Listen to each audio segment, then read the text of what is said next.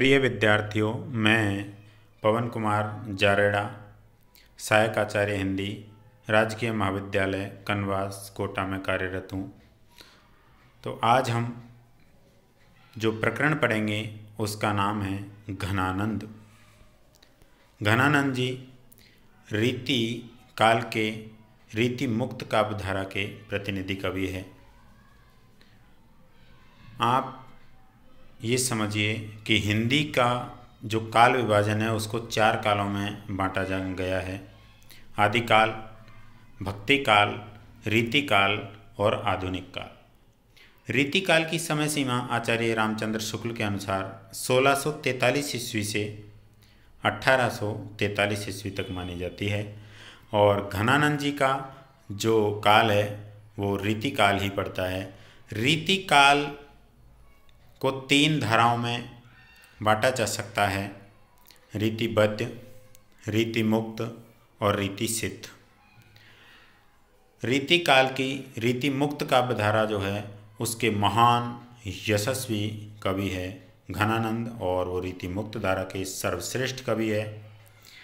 रीति काल के प्रतिनिधि कवि के रूप में अधिकतर विद्वान बिहारी के नाम पर सहमत है और सर्वमान्य मत भी बिहारी का ही है, परंतु यदि हम रीति काल का प्रतिनिधि कवि घनानंद को भी कहें तो इसमें कोई अतिशयोक्ति नहीं होगी।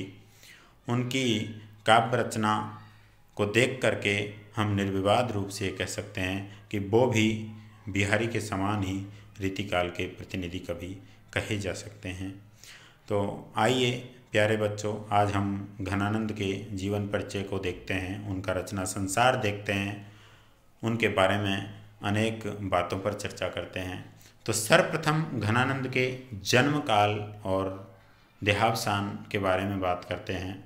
तो घनानंद जी का जन्म जैसा कि इस पाठ्य पुस्तक में दिया हुआ है सन 1673 ईस्वी में हुआ माना जाता है और इनका मृत्यु का समय इसमें 1760 ईस्वी दिया हुआ है। विद्वानों का एक मत और है कि घनानंद जी का जन्म 1689 ईस्वी को हुआ था और उनकी मृत्यु 1739 ईस्वी में जब भारत पर नादिर शाह का आक्रमण हुआ था तब हुई थी। इनकी मृत्यु के बारे में एक बेहद ही चर्चित कथा प्रसिद्ध है जिसको मैं आपको सुनाता हूँ। घनानंद जी जब जीवन के अंतिम समय में वृंदावन में रहते थे और निम्बार्क संप्रदाय में दीक्षित हो गए थे, तब वो श्री कृष्ण का भजन किया करते थे और ब्रजभूमि से उन्हें विशेष लगाव था। नादिर शाह के सैनिक लूट मार के उद्देश्य से आए थे। उनको पता चला कि घनानंद जो अब वृंदावन में रहता है वो पहले मुग़ल बादशाह मोहम्मद शाह रंगीले के दरबार में मीर मुंशी के पद पर रहा है, खजांची के पद पर रहा है, तो इसके पास बहुत धन होगा। तो नादिर शाह के सैनिक उनकी कुटिया पर पहुंच जाते हैं और घनानंद से मांगते हैं जर, अर्थात यहाँ जर का अर्थ है सोना। वो धन दौलत मांगते हैं घनानंद से और घनानंद जी उस समय ब्रज मंडल की 2 मुट्ठी रेत अपने हाथ में लेकर के और नादिर शाह के सैनिकों पर फेंकते हैं और कहते हैं रज रज। उन्होंने जर मांगा था अर्थात सोना मांगा था और घनानंद जी ने उनको रज रज अर्थात ब्रजमंडल की धूल उनके ऊपर फेंक देते हैं।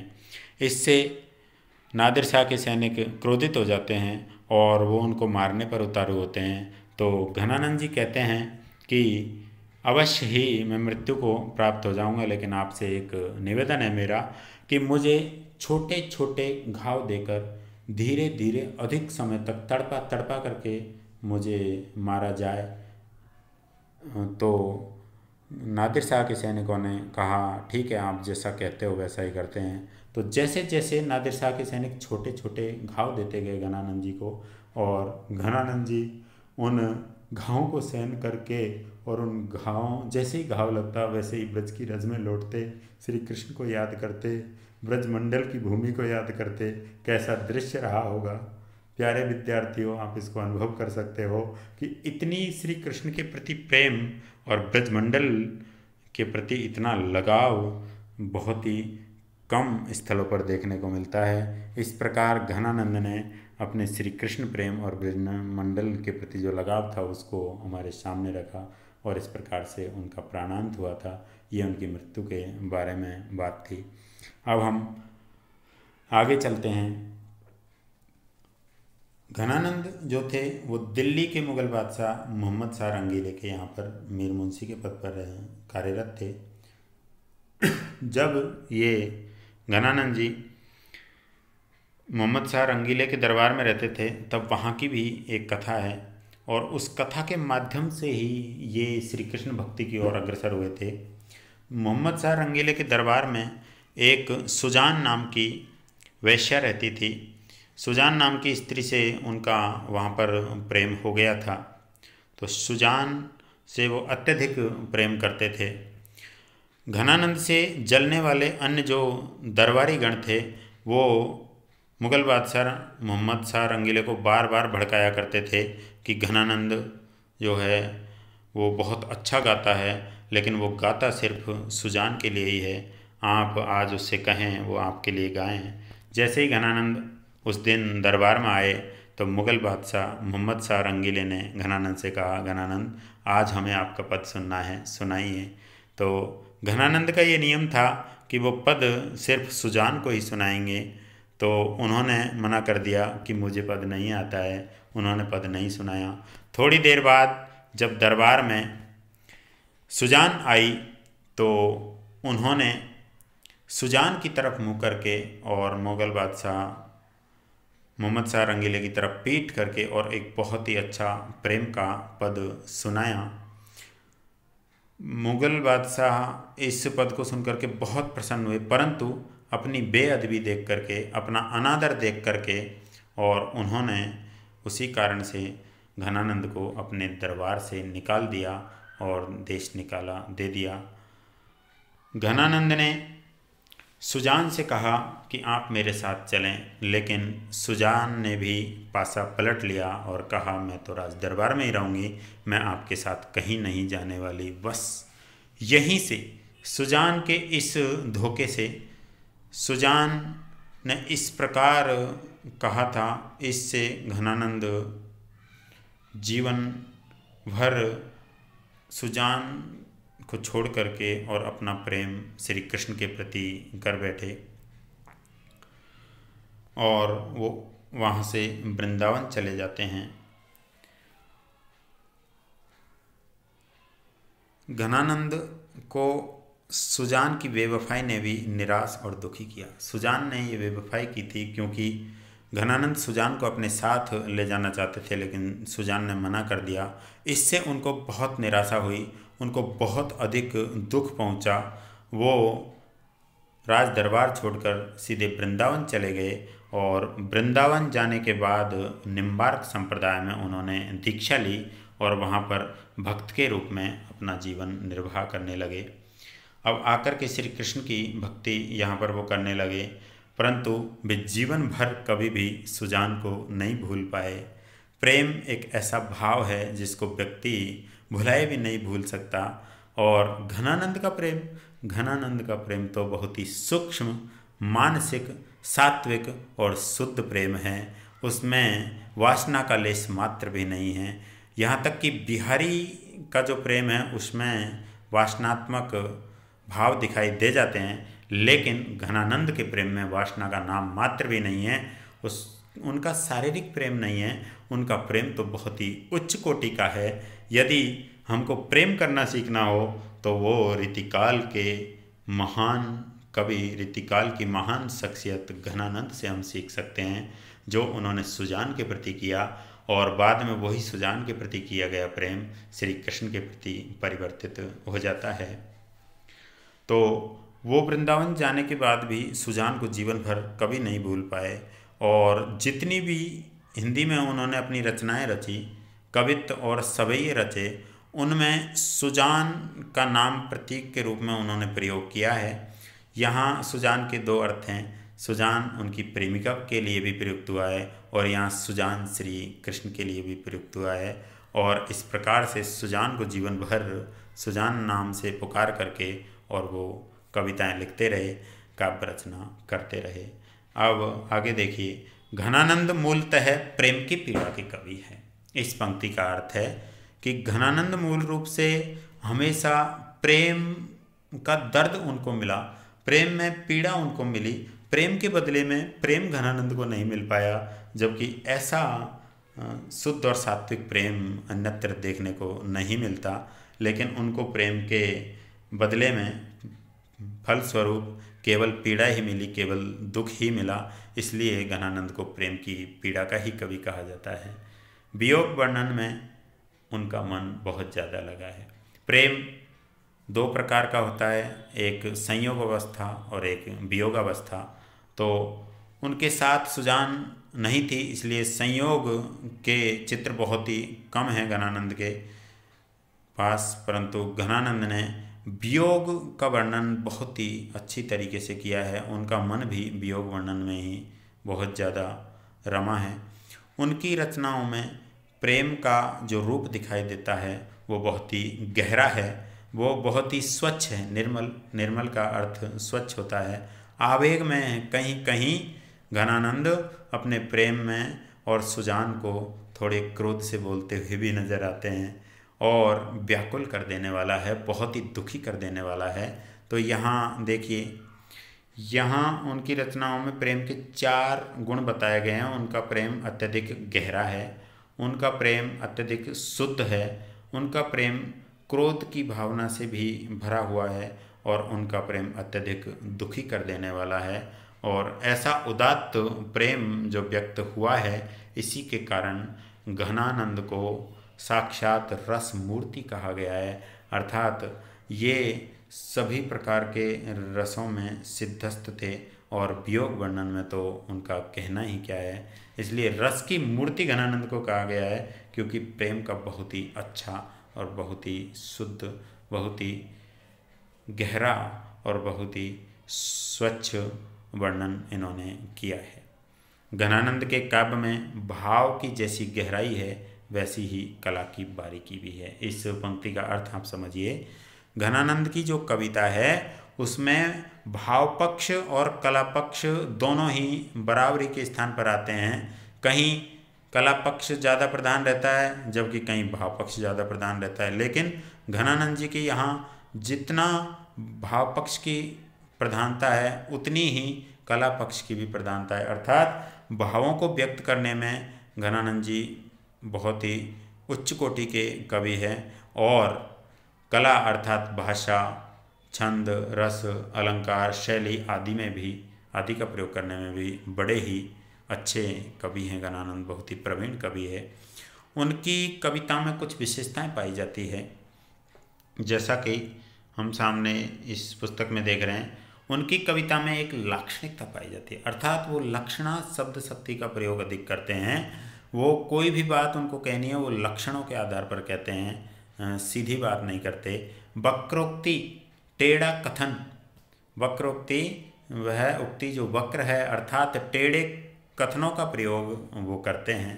बाग विदग्धता, किसी भी बात को कहने में वो चतुराई का प्रयोग करते हैं। साथ साथ में अलंकारों का प्रयोग करने में तो घनानंद जी बहुत ही माहिर है। प्यारे विद्यार्थियों, मैं आपको एक बात और बता दूं घनानंद जी के लिए कि घनानंद जी जो है उनका सबसे प्रिय अलंकार विरोधाभास रहा है। ये प्रश्न आपसे पूछा जा सकता है, परीक्षा की दृष्टि से बहुत महत्वपूर्ण है कि घनानंद का प्रिय अलंकार कौन सा है। तो आप वहाँ पर लिख दोगे घनानंद का प्रिय अलंकार विरोधाभास है। उनकी काव्य कला में सहजता के साथ वचन वक्रता का अद्भुत मेल है। देखो, दो विरोधी चीज़ों का एक साथ उनकी कला में वर्णन मिलता है कि उनकी जो कविता कला है, उनकी जो काव्य रचने का ढंग है, उसमें सहजता भी है, तो सहजता के साथ साथ वचनों की वक्रता अर्थात टेढ़े कथन भी है। तो सहज कथन और टेढ़े कथन दोनों मिले हुए हैं, दोनों प्रकार की कथन उनके कविता में हैं। ये अद्भुत मेल घनानंद जी में ही दिखाई देता है, अन्य जगह बहुत ही मुश्किल है इसको देख पाना। घनानंद की भाषा की यदि हम बात करें तो वो परिष्कृत है और वो साहित्यिक ब्रज भाषा है, अर्थात उनकी भाषा अत्यधिक सुधरी हुई है। उनकी भाषा साहित्य की ब्रज भाषा है। साहित्यिक भाषा का प्रयोग घनानंद जी करते हैं, साहित्यिक शब्दों का प्रयोग वो करते हैं। ब्रज भाषा का बहुत ही अच्छा प्रयोग घनानंद जी करते हैं। ब्रज भाषा का प्रयोग करने वाले सर्वश्रेष्ठ कवि भी हम घनानंद को कह सकते हैं। उनमें कोमलता और मधुरता का चरम विकास दिखाई देता है। घनानंद जी में मधुरता भी है, साथ में कोमल शब्दों का प्रयोग वो करते हैं, कठोर शब्दों का प्रयोग नहीं करते। शब्द कठोर और कोमल दो प्रकार के होते हैं। तो कोमल शब्द उन्हें कहते हैं जो कानों को सुनने में अच्छे लगे, और कठोर शब्द जो कानों को सुनने में अच्छे नहीं लगे।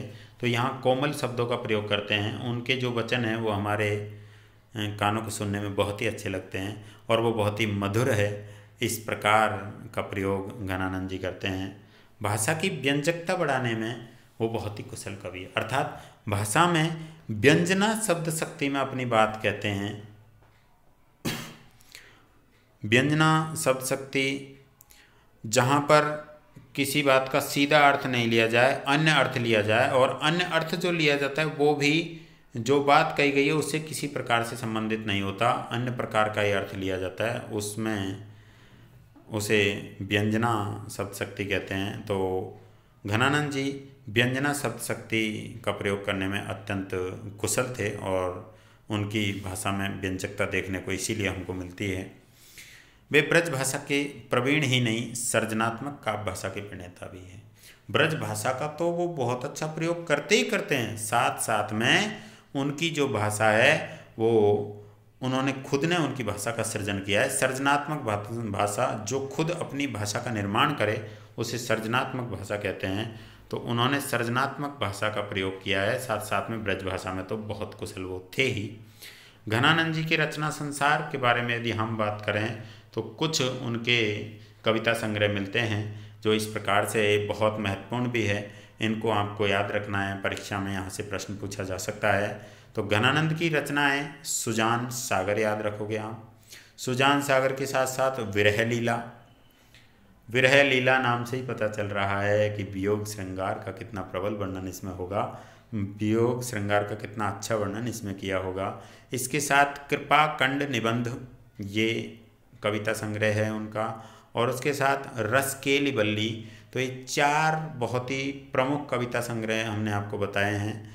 सुजान सागर, विरह लीला, कृपा कंड निबंध और रसकेली बल्ली, ये चार इनकी कविता संग्रह है।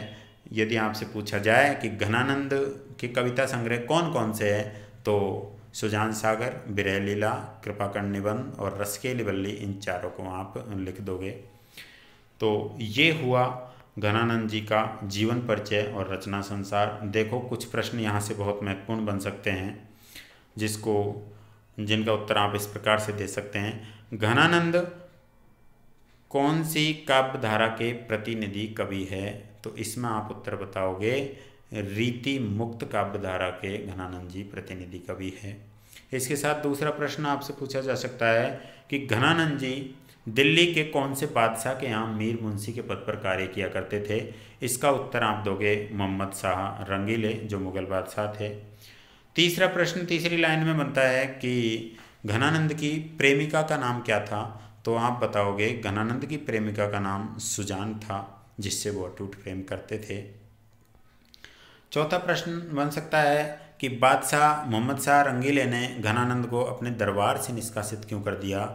इसका उत्तर आप लिखोगे कि घनानंद ने बादशाह मोहम्मद शाह रंगीले का अनादर कर दिया था, वे अदबी कर दी थी सुजान की तरफ मुँह करके, और उन्होंने अपना पद गाया, जबकि बादशाह की तरफ उन्होंने पीठ कर दी थी, इसलिए उनको बादशाह ने अपने दरबार से निकाल दिया था।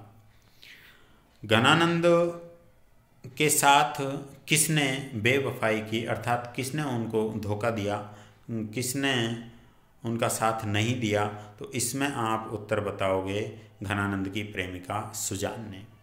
जब घनानंद की प्रेमिका सुजान घनानंद के साथ बेवफाई करती है तो घनानंद कहाँ चले जाते हैं? तो आपका उत्तर इसमें होगा वो वृंदावन चले जाते हैं और वृंदावन में जाकर के निम्बार्क नाम का जो संप्रदाय है निम्बार्काचार्य का, उसमें दीक्षित हो जाते हैं और फिर पूरा जीवन उन्होंने वृंदावन में रह कर के और भक्त के रूप में जिया था। एक प्रश्न और इसमें बनता है कि सुजान के नाम का प्रतीकात्मक प्रयोग कौन करते रहे थे? तो इसमें आप बताओगे घनानंद जी जो थे वो सुजान के नाम का प्रतीक के रूप में प्रयोग करते रहे थे, जीवन भर वो उन्हें भूल नहीं पाए थे। एक बहुत ही महत्वपूर्ण अगले गद्यांश में प्रश्न है कि घनानंद कैसे कवि हैं? तो आप इसको बताओगे घनानंद प्रेम की पीड़ा के कवि है, अर्थात घनानंद प्रेम की पीर के कवि है। ये बहुत महत्वपूर्ण प्रश्न है, ये आपकी परीक्षा में आपको देखने को मिल सकता है। अगला प्रश्न बनता है कि घनानंद जी का जो मन है वो श्रृंगार रस की कौन सी अवस्था में अधिक रमा है? तो आप इसका उत्तर दोगे कि घनानंद जी का मन श्रृंगार की वियोग अवस्था में अधिक रमा है। उनके प्रेम में कौन कौन से गुण हैं जिसके कारण घनानंद जी को साक्षात रस की मूर्ति कहा गया? ये प्रश्न आपसे पूछा जा सकता है। इसका उत्तर आप दोगे कि घनानंद जी के प्रेम में अत्यंत गहरा भाव, स्वच्छता, इसके साथ साथ कभी कभी क्रोध भी दिखाई देता है और व्याकुल कर देने वाला अर्थात दुखी कर देने वाला प्रेम का उदात्त रूप दिखाई देता है, प्रेम का सूक्ष्म रूप दिखाई देता है। इनका जो प्रेम है वो सूक्ष्म, मानसिक, अशरीरी और सात्विक प्रेम है। घनानंद के बारे में अगला प्रश्न आपसे पूछा जा सकता है कि घनानंद ने कला पक्ष और भाव पक्ष दोनों में से किसे अधिक महत्व दिया? तब आप बताओगे कि घनानंद के काव्य में कला पक्ष और भाव पक्ष दोनों को ही बराबर महत्व दिया गया है। उनकी कविता की 3 विशेषताएं बताइए। अगला प्रश्न आपसे पूछा जाएगा घनानंद की कविता की 3 विशेषताएं बताइए। तब आप बताओगे कि घनानंद की कविता में लक्षणा शब्द शक्ति का प्रयोग हुआ है, इसके साथ साथ टेढ़े कथनों का भी प्रयोग हुआ है, वक्रोक्ति, इसके साथ साथ वाग विदग्धता, बात को बड़ी चतुराई के साथ वो कहते हैं, और इसके साथ साथ अलंकारों का तो बहुत ही कुशल प्रयोग उन्होंने किया ही है। ये घनानंद जी की कविता की प्रमुख विशेषताएं हैं। उनकी एक विशेषता और है कि कविता जब वो रचते हैं तब वो सहजता के साथ साथ टेढ़े वचनों का भी उनकी कविता में जो है अद्भुत मेल दिखाई देता है। घनानंद की भाषा कैसी है? तो आपको उत्तर देना है घनानंद की भाषा बहुत ही सुधरी हुई, परिष्कृत और साहित्यिक ब्रज भाषा है, और उनकी भाषा में कोमलता और मधुरता हमको दिखाई देती है। कोमल शब्दों का प्रयोग मिलता है उनकी भाषा में। भाषा की व्यंजकता को बढ़ाने के में घनानंद जी बहुत ज़्यादा कुशल थे। तो यहाँ से भी प्रश्न पूछा जा सकता है कि घनानंद जी अपनी भाषा में कौन सी शब्द शक्ति का प्रयोग अधिकतर करते हैं? तो वो होगी व्यंजना शब्द शक्ति। और घनानंद जी केवल ब्रज भाषा में ही प्रवीण नहीं थे, ब्रज भाषा तो उनको बहुत अच्छी तरीके से आती ही थी, साथ साथ में वो अपनी खुद की भी भाषा बनाते थे, सृजनात्मक काव्य भाषा का प्रयोग भी करते थे। सृजना शक्ति कहते हैं स्वयं की तरफ से जो भाषा बनाई जाए, खुद के मन से निकले हुए शब्द और उनसे बनाई गई भाषा, तो वो सृजनात्मक काव्य भाषा के भी प्रणेता रहे हैं, प्रयोग करने वाले हैं। और इसमें से अंतिम प्रश्न जो आपसे पूछा जाएगा, घनानंद की रचनाओं के नाम लिखिए। तो आप लिखोगे सुजान सागर, विरह लीला, कृपा कर्ण निबंध और रसकेली बल्ली।